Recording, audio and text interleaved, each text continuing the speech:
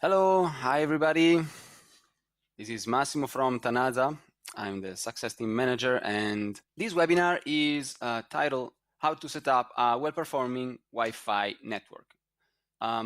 We will try to cover this topic related to a design from scratch. So how to complete a project from scratch. But some of the topics can also be used to complete an existing project. So we can try to have this approach to this topic, and we can start asking what does it mean exactly to design a network. Actually, we can say that we can start the real purpose of designing a network is to find the perfect, the optimal between the satisfaction of the requirement, of course, and minimizing the typical, let's say, dangers or typical errors that this kind of environment brings with it, especially because of the media that is involved, which is a little tricky sometimes in some environment, and of course, find the optimization together with the cost, which sometimes is the real restriction. Okay. In this case, actually, other than all of the technical factors, the technical advice is a really added value support that you can offer, and this could make the difference between a project with you and a project with a competitor. So how can we do that? Let's see. During our process, we will see a list of topics that we are going to discuss and introduce some little concepts. And the first one, of course, is the location. The location actually has an impact depending on the type of the location or the size of the location, and in the end, on the topology of the location. Why this? Because these three factors brings, in the end, on the decision on the number of the access points that you are going to choose in order to cover all of the area in a proper way. The type of the location actually is something that can be related, like if you think about an airport and a restaurant or a hotel, these are all completely different environments. And this means that also the people that are going to be there are going to use the Wi-Fi probably in a different way. So all of these little factors give us some tips in order to get the best solution for this type of locations. The size, of course, is it's an important factor because has a direct impact on the number of access points or the topology of the access point, the type of access point, and especially some of them can cover a wider area compared to the other ones, while the topology actually is the trickiest part, probably because like if you think about a hotel with different floors or an old building with very thick walls and maybe distance hallway, very large hallway, all of these factors can reduce actually the propagation of the wireless signal, and this bring us to the fact that we need to choose exactly where to put the access points in order to get the best performance from our system. Okay. After this little study, we can start talking about the user profile. So this user profile is directly connected to the type of the location. As I was saying before, in different sites like restaurant rather than hotel, the usage profile, the standard user profile, is a little different.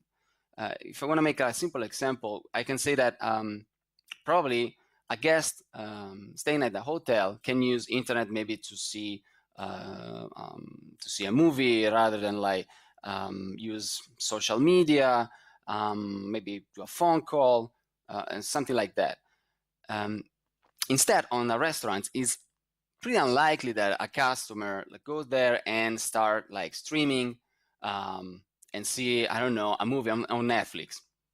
Of course, this is a very simple example, but if you think about this and you multiply it with the number of people, the result is a huge different impact in terms of performance, which is basically the performance of the single access point and the performance of overall your system and the internet connection required. So what is the solution here? The solution could be find the approach of the total coverage of every possible user profile, even like allowing people to stream Netflix movies even in a restaurant, okay, or even in a very small hotel, which is usually something that is technically possible, but very not cost effective, and sometimes that is the starting requirement from the customer, from your own customers. Like, I want this location, okay, this venue prepared to host like 100 of people because I expect that 100 of people will be there, and I want to allow them to use the entire bandwidth.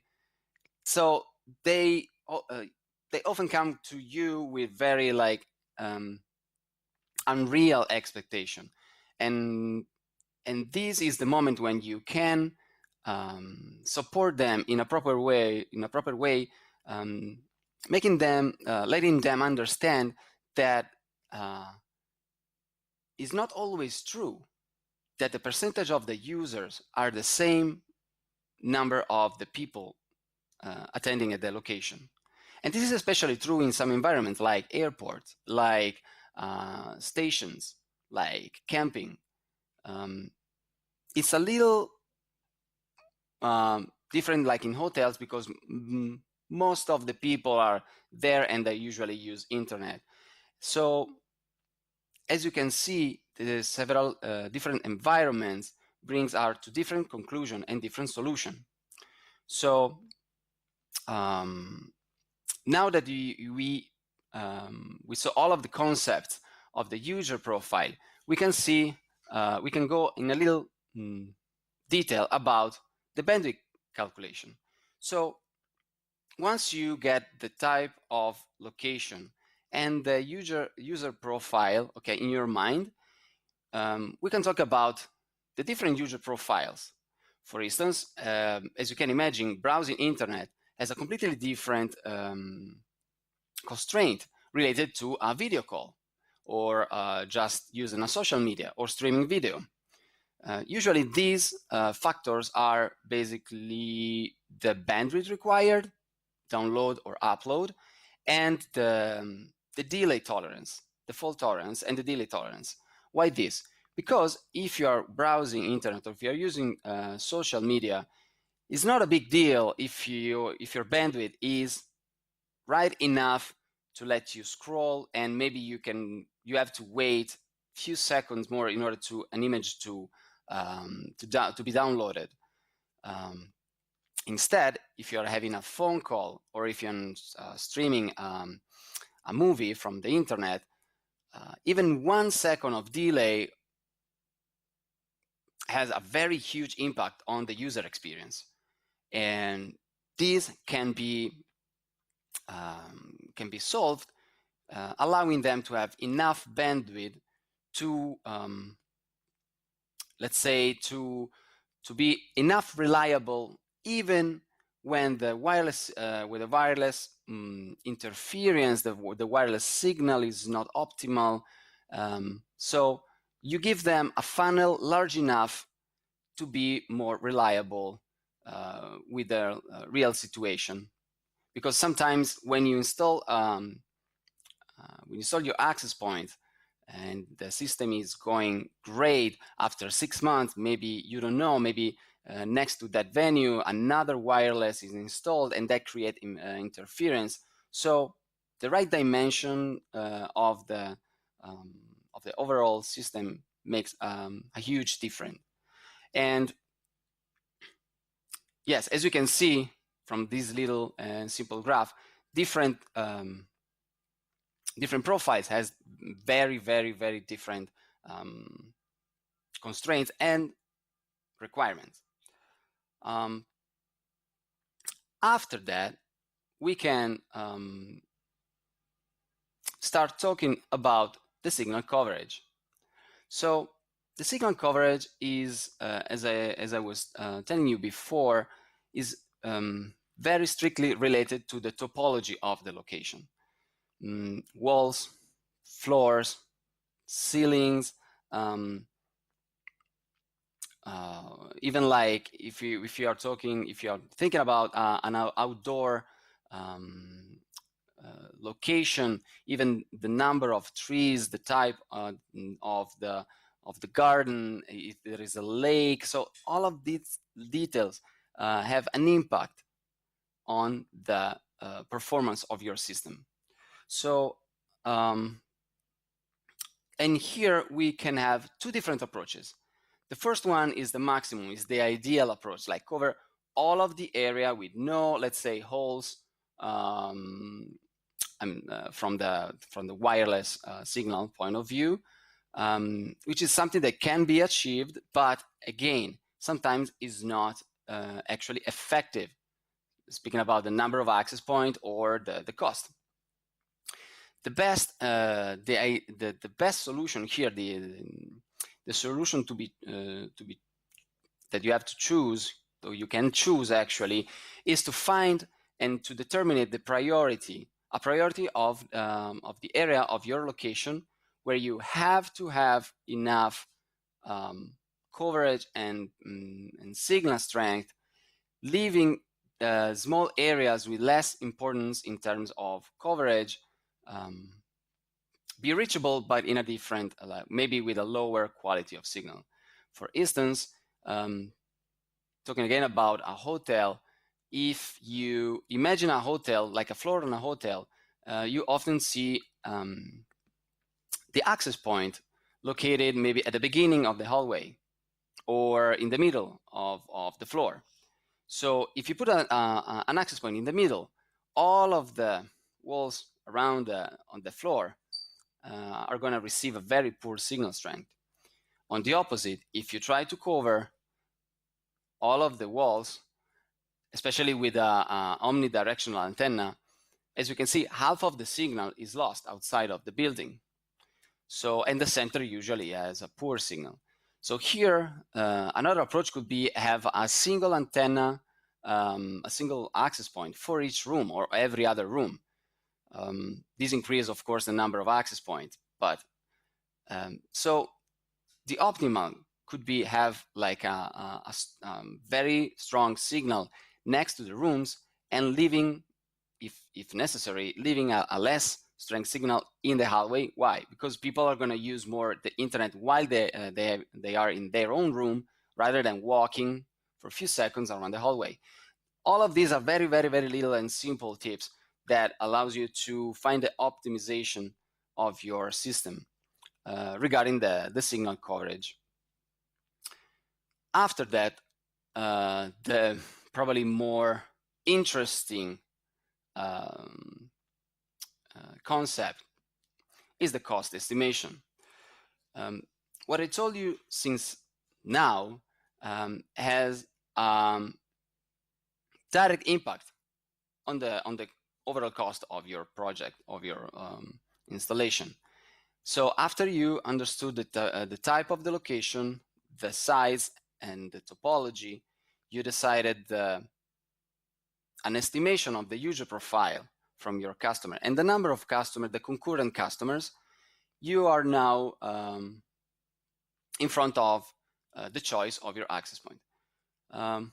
Which access point would you probably choose? There are several approaches so far. Someone can go to the internet and search for the easiest to find, or maybe if you already use an access point in a previous installation, you can think that since it was working in the previous installation, it's going to work again, even if the location is different.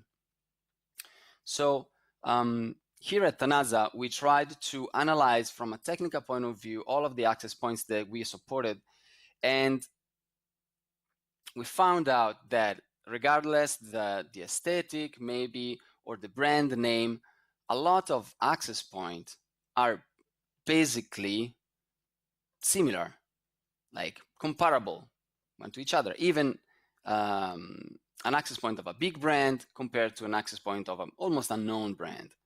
So what we did so far is try to forget about all of the non-technical choice, like the brand or the cost, and try to focus only from on the performance point of view, okay, in order to create an algorithm that can compare all of the access points and find the best one related to some input that we can give, which basically are, again, the location, the user profile, and the size of the location. After that,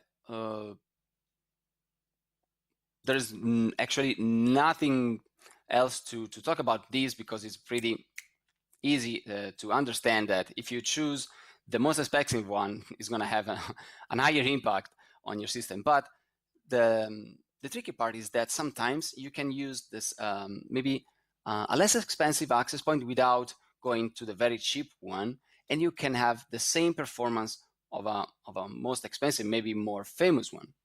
So after that, you can have the final choice of your access point. I'm not talking about now that in a single location you can have different type of access point. That can also be absolutely true, especially if the location is like half inside, indoor, and half outdoor. But is more usual that for a single location there is one, maybe two models of access point, especially from a maintenance point of view. But of course, this is not very relevant, since, as I told you before, a lot of access point has very, very, very similar performance.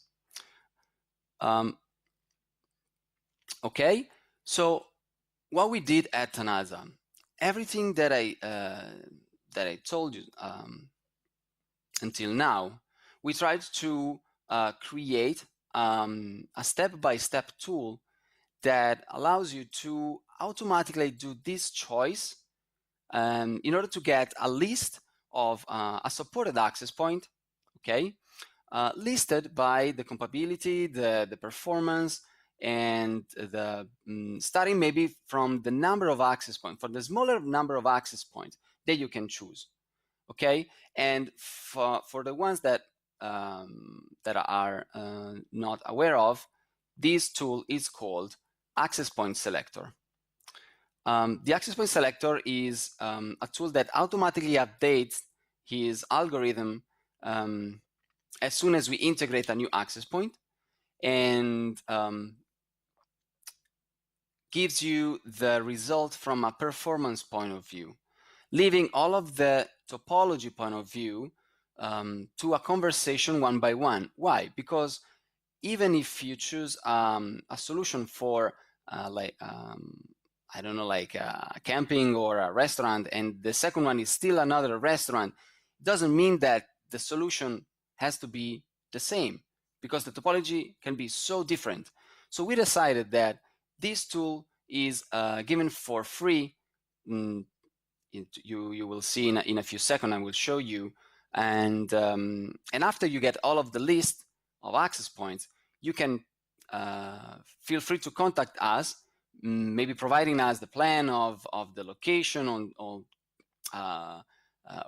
give us some more details, so we can provide you even more support basing on the result of the access point selector to find the best solution for your project.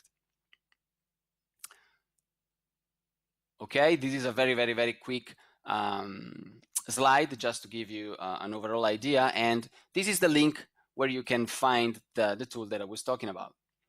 So now I'm going to share my quickly my desktop,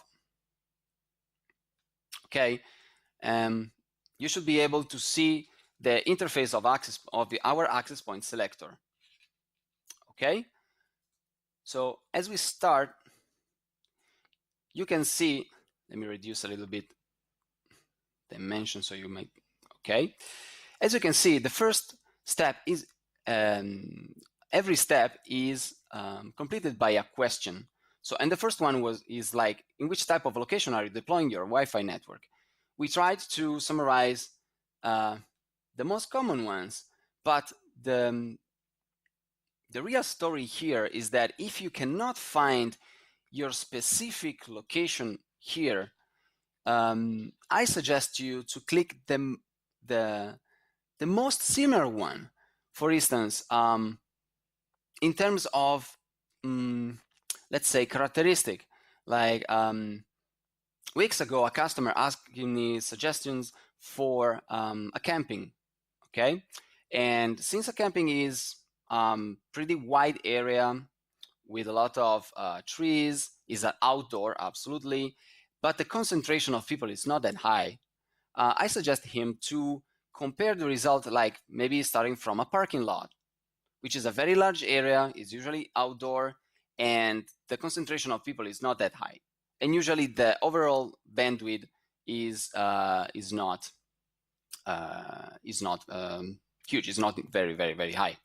A little note about the internet connection.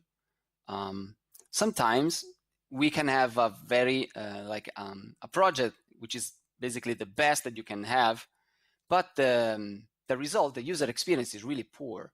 So this tool gives you also the opportunity to check the requirements for that location from a statistic point of view. So you can go there and check the internet connection even before starting your project.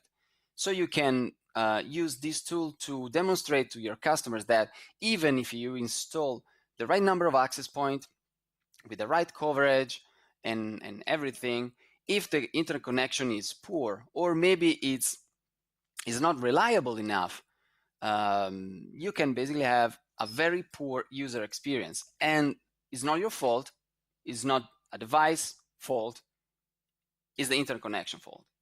So sometimes it's hard for the end customer to relate this to as a factor of the poor of the user experience, so poor.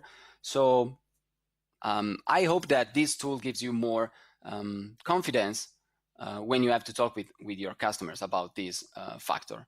So let's see this tool again. We can choose any kind of location. Maybe we can start from a shopping mall.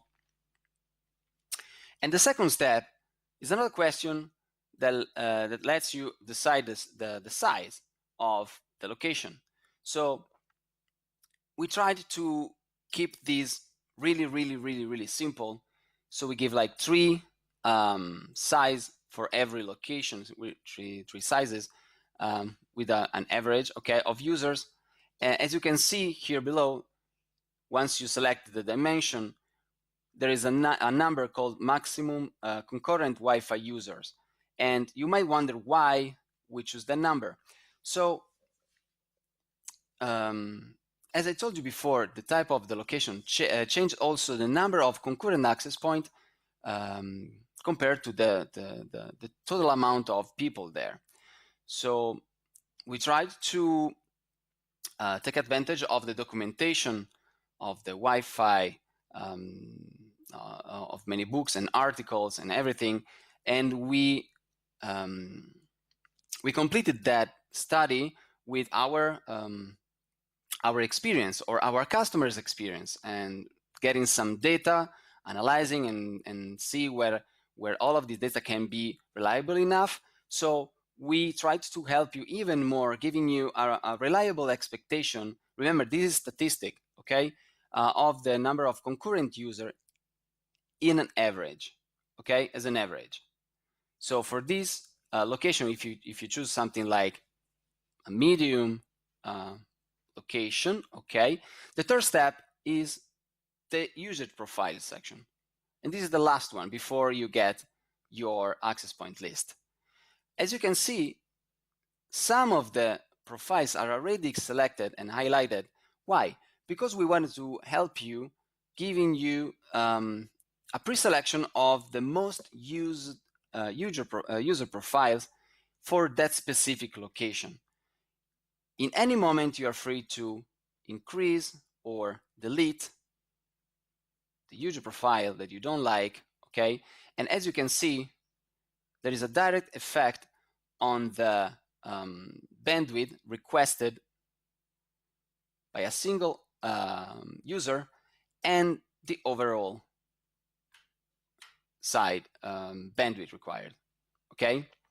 So for instance, if we click video streaming, which has a very, very, very high bandwidth demand, you can see that the result is completely different, okay, as a statistic. So for this reason, we have a medium location with 20-ish concurrent users, and if you allow them to use also video streaming, you can see how big is the impact on your on that specific location. This is very, very, very effective if you want to make your customers understand the consequence of their requirements. It's not impossible, you can do that, but of course you need to have a specific support, especially from, in this case, from your ISP or the customer's ISP. Okay, let's say that we want to include file sharing or video call. Let's say video call and email. Okay, now we can see the result. So the final step here is the list of the access point. You can see the name, the brand, the name of the access point, the minimum required unit of that specific access point, the number of concurrent users that access point can handle compared to the user profile that we selected, and the average cost per unit. So this is really expensive compared to this one, which is pretty cheap. Okay.